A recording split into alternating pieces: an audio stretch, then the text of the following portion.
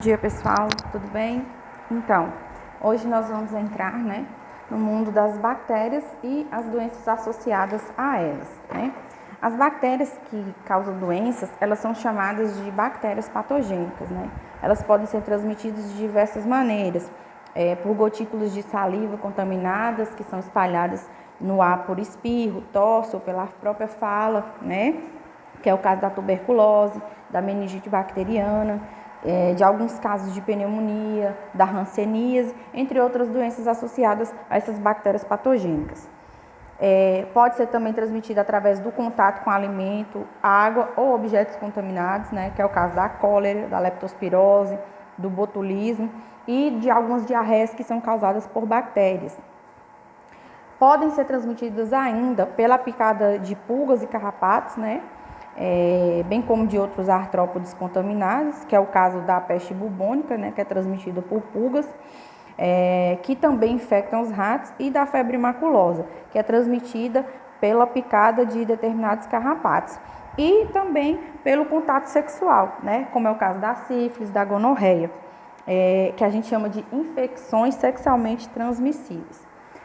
A primeira doença que eu trago aqui para vocês é a difteria, que é uma doença transmissível aguda, que é toxo-infecciosa, que é causada por um bacilo toxogênico, que frequentemente se aloja nas amígdalas, na faringe, na laringe, no nariz e ocasionalmente em outras mucosas e na pele, A manifestação clínica dela mais visível, mais típica, é a presença de placas membranosas de cor branca acinzentada que se instalam nas amígdalas. Então, a principal sintomatologia da difteria é essa.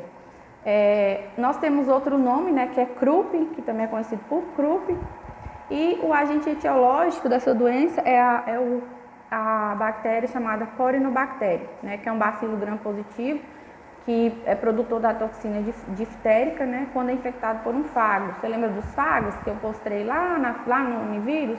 Que são vírus que colonizam, as bactérias. O reservatório dessa doença, dessa bactéria, seria o homem, seja ele doente ou portador assintomático, que algumas pessoas, como eu já falei com vocês em outras aulas, possuem, carregam o agente etiológico, o agente infeccioso, porém não apresenta sintomas, mas continua transmitindo. O modo de transmissão, ele se dá de contato direto da pessoa doente, ou do portador da bactéria com a pessoa suscetível, com uma pessoa sadia, através de gotículas de secreção, eliminadas por tosse, espirro ou ao falar, através da saliva. E a transmissão por objetos recém-contaminados com secreções do doente ou de lesões em outras localizações é muito pouco frequente. Só mesmo se, por exemplo, você espirrar, pôr a mão na boca, espirrar e for pegar na maçaneta de uma porta, por exemplo, e logo em seguida uma pessoa pegar e levar a boca também ou a outra mucosa. Então, é muito pouco frequente esse tipo de transmissão. O período de incubação dessa doença ele varia de 1 a 6 dias, podendo ser mais longo, e o período de transmissibilidade dura em média até 2 semanas após o início dos sintomas. Existem ainda os portadores crônicos, que quando não tratados pode transmitir a infecção por 6 meses ou mais, e é extremamente importante na disseminação da doença. Então tem pessoas que ficam com essa doença por até 6 meses, que são os portadores crônicos, e que conseguem transmitir essa doença durante 6 meses ou mais. Os sintomas geralmente são inflamação da faringe, da mucosa nasal, insuficiência renal também a pessoa pode ter, entendeu? E a bactéria ela produz uma toxina que destrói as fibras cardíacas, as células nervosas e renais. O tratamento é feito com uso de antibióticos, penicilina e eritromicina, e o uso também do soro antidiftérico, né, que é uma medida terapêutica de grande valor e que deve ser feita sempre nas unidades hospitalares, e a finalidade é inativar aquela toxina, né, a toxina diftérica circulante o mais rápido possível no corpo do hospedeiro, né, e possibilitar a circulação de anticorpos para neutralizar a toxina que é produzida pela bactéria. Aqui eu coloquei a imagem só para vocês verem como que é o corinobactério, tá vendo? São bacilos, é um bacilo, tem forma, né, alongada. E aqui são alguns sintomas. Vocês podem ver lá no fundo da garganta, tá vendo? As placas, como eu falei, que é o sintoma mais aparente da difteria. Agora nós vamos passar para a desinteria bacilar,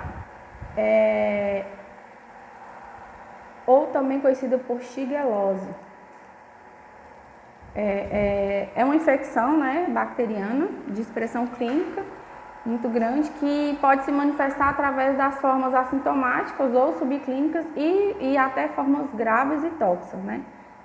Nas formas mais graves, a desinteria bacilar, ela é caracterizada por febre, diarreia aquosa, né, que pode ser volumosa e com dores abdominais.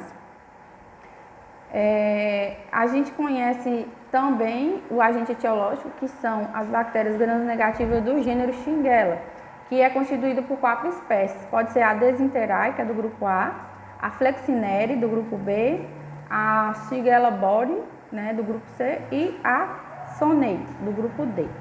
O reservatório geralmente é o trato gastrointestinal do homem, água e alimentos contaminados.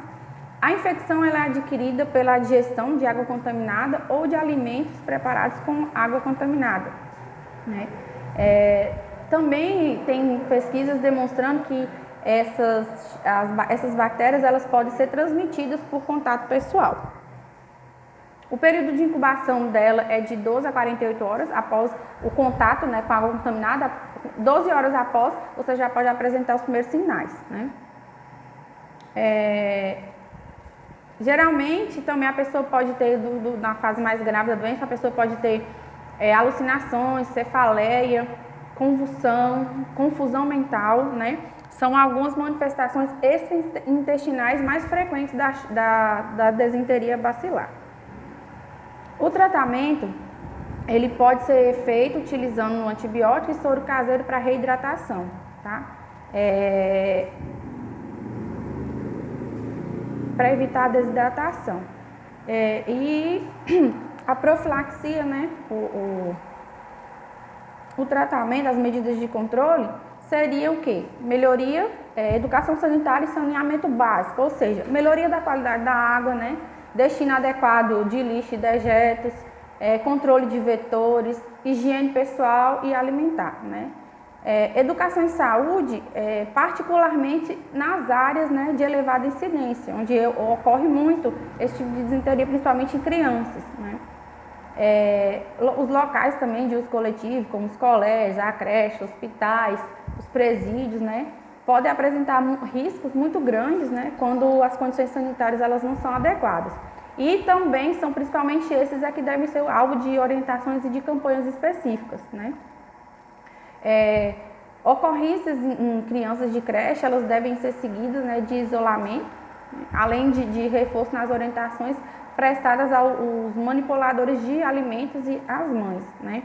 Considerando assim a importância dessas causas alimentares, né, na diarreia de crianças menores, é fundamental que se incentive o prolongamento, né, do tempo de aleitamento materno, né, que ajuda a diminuir, e é uma prática, né, que confere elevada proteção a esse grupo populacional, né, que são as crianças. Eu coloquei aqui o agente etiológico, né, uma bactéria do gênero. Você pode ver que essa bactéria ela possui flagelos. E aqui, só para exemplificar alguns dos sintomas, né, que é dores abdominais e desinteria aquosa. Febre tifoide. A febre tifoide, ela é uma doença bacteriana aguda, né? Cujo o quadro clínico apresenta geralmente febre alta, cefaleia, mal-estar geral, anorexia, manchas rosadas, né, no tronco e às vezes diarreia e tosse seca. Pode haver ainda comprometimento do sistema nervoso central, né? E ela é causada pela bactéria do gênero Salmonella typhi, tá? E o reservatório pode ser o homem doente ou portador assintomático. O modo de transmissão dessa doença, como eu coloquei aí, ela é uma doença de veiculação hídrica, né, e alimentar, cuja transmissão ela pode ocorrer pela forma direta, pelo contato com as mãos do doente ou do portador assintomático, ou principalmente de forma indireta, através de água e alimentos contaminados com fezes ou urina do paciente ou do portador da bactéria.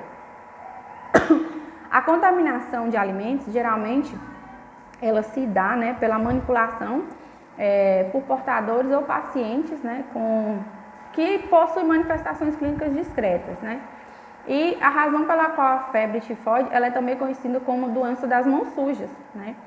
Os legumes também que são irrigados com água contaminada, né? Produtos do mar mal cozidos ou crus, as pessoas costumam comer molusco, crustáceos crus, também é uma forma de transmissão.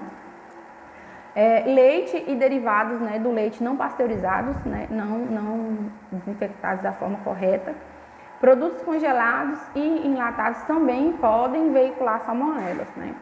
E a contaminação desses alimentos geralmente é feita por portadores ou pacientes, né, que são oligossomáticos, ou seja, eles têm manifestações clínicas bem discretas e às vezes a pessoa não sabe que possui, né, essa doença. Eu coloquei aqui o agente etiológico para vocês verem. Geralmente o período de incubação dessa doença ele ocorre entre 1 a 3 semanas em média e o período de transmissibilidade vai desde o início das primeiras sintomas até 3 meses após, né, a contaminação. A principal complicação dessa doença é a hemorragia intestinal, né, e mais raramente ocorre perfuração intestinal. O tratamento é feito, né, com antibióticos, são utilizados clorafenicol, ampicilina e sulfametoxazol e trimetoprim, e também é utilizado amoxicilina, né? As medidas de controle geralmente, né, são a mesma coisa que das outras doenças que eu já falei. Educação sanitária e saneamento básico, né? Os pacientes eles devem ser afastados, né, da manipulação de alimentos, devem ser orientados sobre as medidas de higiene, principalmente com relação rigorosa, né, à limpeza das mãos. E geralmente também ocorre, né, a vacinação, porém não é atualmente ela está disponível, mas não possui um poder, né, de imunidade muito grande, né? A imunidade da vacina contra a febre tifoide é de curta duração. Ela é mais indicada apenas para aquelas pessoas que trabalham em áreas que têm surtos da doença, né? Ou por ocasião de alguma viagem para algum local, alguma zona onde a doença é endêmica, então, tá bom? Aqui são bactérias, né? Coloquei para vocês verem que elas são bactérias bacilares que possuem flagelos. E aqui uma criança com aventurinha, né? Para poder auxiliar na febre. E eu coloquei aqui a mosca doméstica, que é uma das principais veiculadoras da febre tifoide, pois ela assenta, né, em urina, em fezes e acaba assentando em algum alimento, alguma coisa, levando a bactéria e contaminando esses alimentos. Tétano. Vamos para o tétano agora.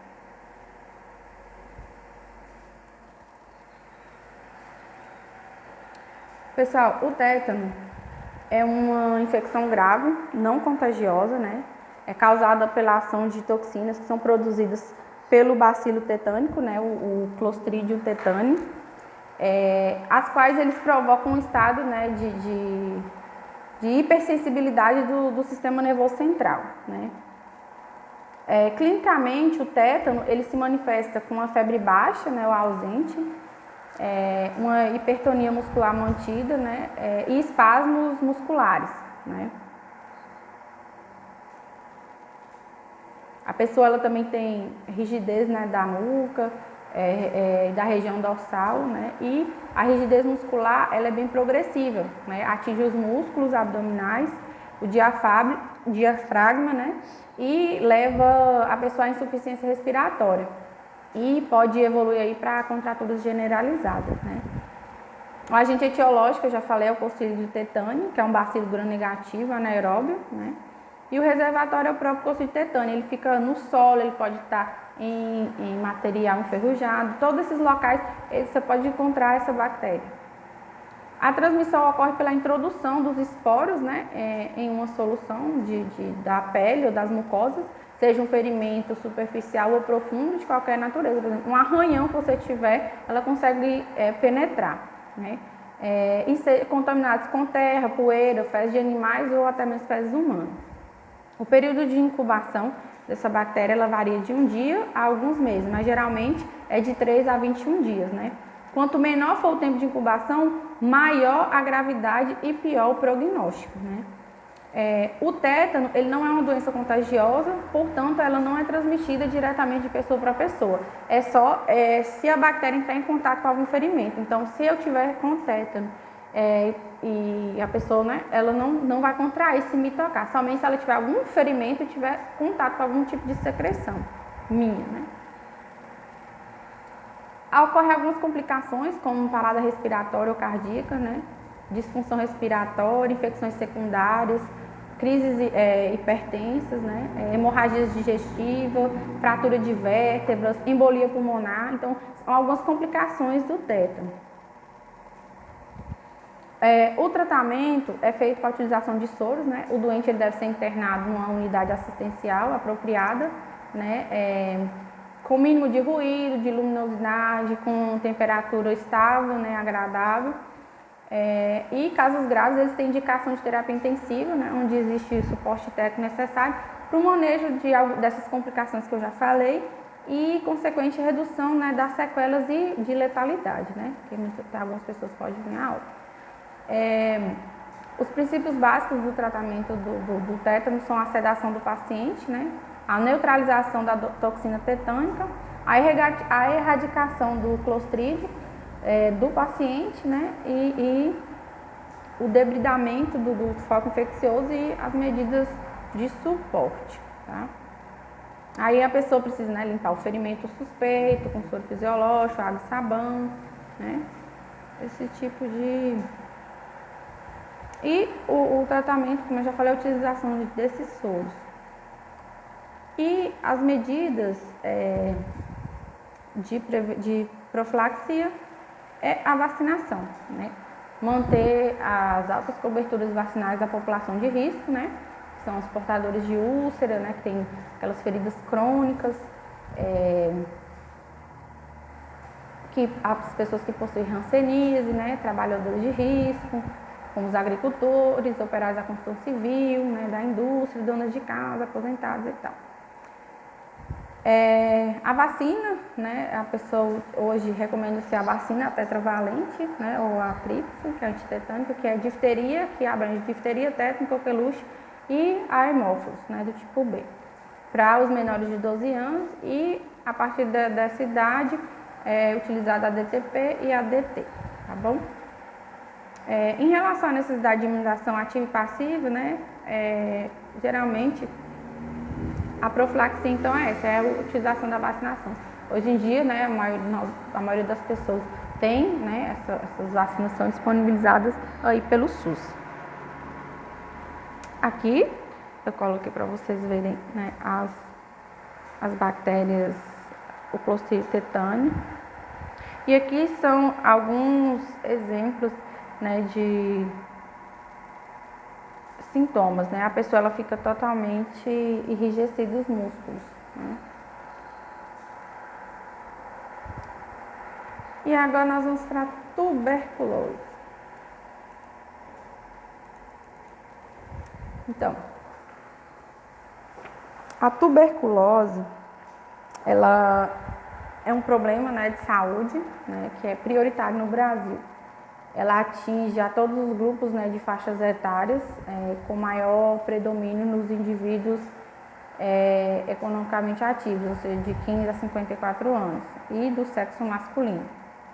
É uma doença infecciosa, né, que atinge principalmente o pulmão. O agente etiológico dessa doença é o Mycobacterium tuberculosis ou bacilo de Koch, né? O reservatório principal é o homem, né? Em algumas regiões o gado bovino doente, em raras ocasiões os primatas, aves e outros mamíferos, mas o homem é o principal e o gado bovino em algumas regiões específicas. A tuberculose ela é transmitida de pessoa para pessoa, principalmente através do ar. A fala, o espirro e principalmente a tosse de um doente de tuberculose, ela lança, né, no ar gotículas de tamanhos variados, contendo no seu interior os bacilos, que a gente chama de aerossóis, né? O período de incubação, né, após a infecção por micobactério, transcorre em média de 4 a 12 semanas para a detecção das lesões primárias. E a maioria dos novos casos da doença pulmonar ocorre em torno de 12 meses após a infecção inicial. Então, você pode ser contaminado e só apresentar sintomas da fase aguda 1 ano depois. O período de transmissibilidade ocorre enquanto o doente estiver eliminando bacilos e não houver iniciado o tratamento, né? Com o início do esquema terapêutico, que é recomendado pelo SUS, a transmissão é reduzida, né, gradativamente. A níveis que chegam a ser insignificantes, né, ao fim de poucos dias ou semanas. Nas crianças com tuberculose pulmonar, geralmente não são infectantes. As complicações dessa doença podem ser distúrbio ventilatório, né, obstrutivo ou restritivo, infecções respiratórias, né, e tem tosse constante, às vezes com sangramento, febre, suores noturnos, falta de apetite, emagrecimento, né, progressivo e indisposição. Tem 2 tipos, né, de diagnósticos. O clínico, que é baseado nos sintomas, né, e na história epidemiológica do paciente, né, e tem o laboratorial, que são os exames bacteriológicos, né, e tem a baciloscopia direta do SCAR, que é o método prioritário que permite identificar, né, o doente, que se ele possui ou não o bacilo de Koch.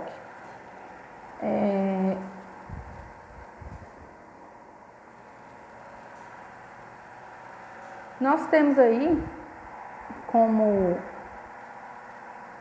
tratamento e profilaxia, o tratamento, né, da tuberculose ele deve ser feito em regime ambulatorial, né, supervisionado pelo serviço de saúde, né, mais próximo à residência do indivíduo que está doente, né. Antes de iniciar essa quimioterapia é necessário a orientação ao paciente quanto ao tratamento, né. Aí deve, né, ser explicado, né, uma linguagem que o paciente entenda, né, as características da doença e o esquema, né, do tratamento que vai ser seguido, né. Quais são os tipos de medicamentos específicos, a duração, os benefícios do regular da medicação, porque o que acontece? A pessoa ela começa a fazer o tratamento.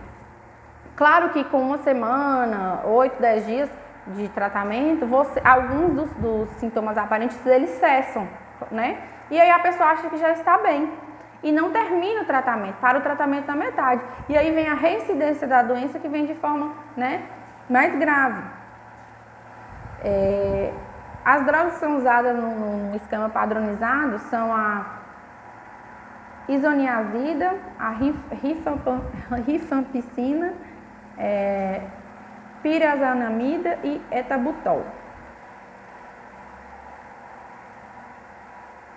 E a profilaxia, geralmente, é a vacinação, né, contra a tuberculose. Utilizando a vacina BCG, né, evitar o contato, né, com pessoas contaminadas e evitar permanecer em ambientes fechados, né.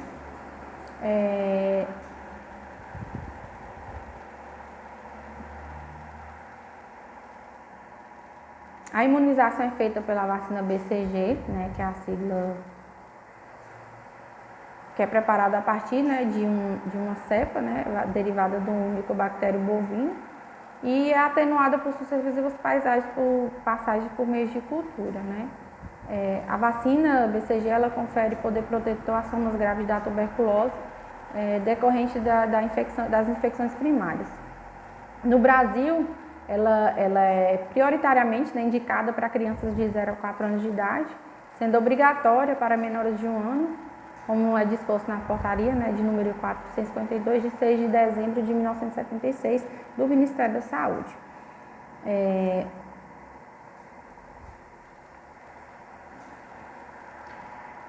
Geralmente, hoje ainda, a gente acha, mas tem pessoas que ainda não têm acesso à vacinação, né? E a falta, né, de programas de vacinação, associada a más condições de habitação e à subnutrição, causa alto índice de mortalidade nos países em desenvolvimento. Então, acredito ou não, mas tem pessoas hoje em dia que ainda não têm acesso à vacina. E geralmente são pessoas, né, que vivem em estado, né, de baixa renda, né, não tem saneamento básico, não tem alimentação correta. Então, isso causa um alto índice, né, de mortalidade nesses países por pessoas de baixa renda. Aqui tem os bacilos, vem na forma de bacilo. Eles não possuem flagelos. Aqui é a imagem de um pulmão, né, de uma pessoa que morreu por tuberculose. E aqui é a imagem de uma pessoa, né, hospitalizada por conta da tuberculose. Aqui eu só coloquei, né, o que é, os sintomas aparentes. Depois eu vou mandar para vocês no grupo, tá bom? Esses slides.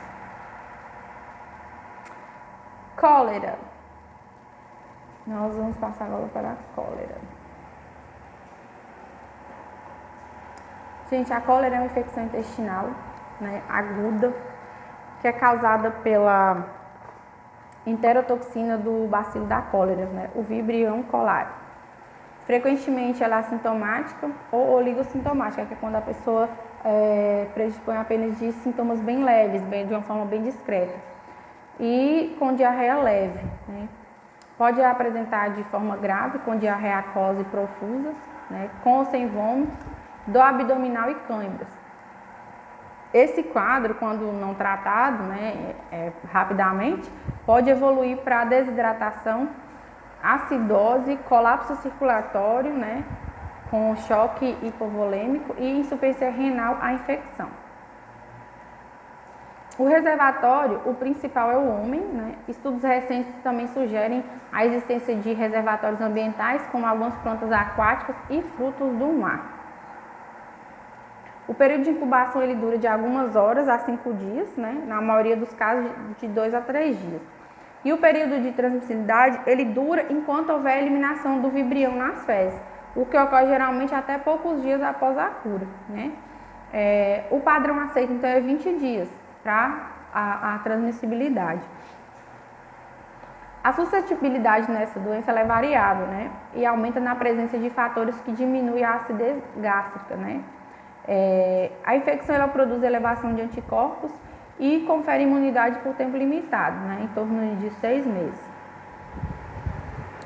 Geralmente as complicações decorrentes, né, são a desidratação, né, imposta pela diarreia e pelos vômitos, né? E tanto que a pessoa tem que fazer reposição hídrica. E em mulheres grávidas pode ocorrer, né, o aborto, se a pessoa estiver no 3º trimestre da gestação, em casos de crises agudas, né, e de choque hipovolêmico, né? O tratamento, né, para Formas leves pode ser feito com soro, né, para reidratação oral, e pode ser utilizado também hidratação venosa e utilização de antibióticos. São utilizados o sulfamethoxazol, trimethoprim e tetraciclina, tá bom? A profilaxia, os métodos de controle, né, seriam educação sanitária e saneamento básico, né? Ele é introduzido em áreas com precárias condições sanitárias, né? E o risco de circulação nesses locais é bastante elevado, porque tem pessoas que aquela água onde ela despeja os dejetos, né, por exemplo, de esgoto, água de lavagem de roupa, no mesmo local onde elas utilizam a mesma água para tomar banho, para fazer a alimentação. Então, para essas comunidades, a água, né, é o principal instrumento para o controle da cólera, né?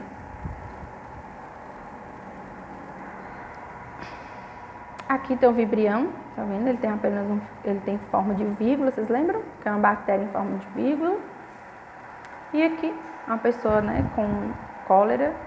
E temos aí um exemplo das comunidades, onde a cólera, ela geralmente é transmitida com maior facilidade em locais, principalmente onde as pessoas têm baixa renda.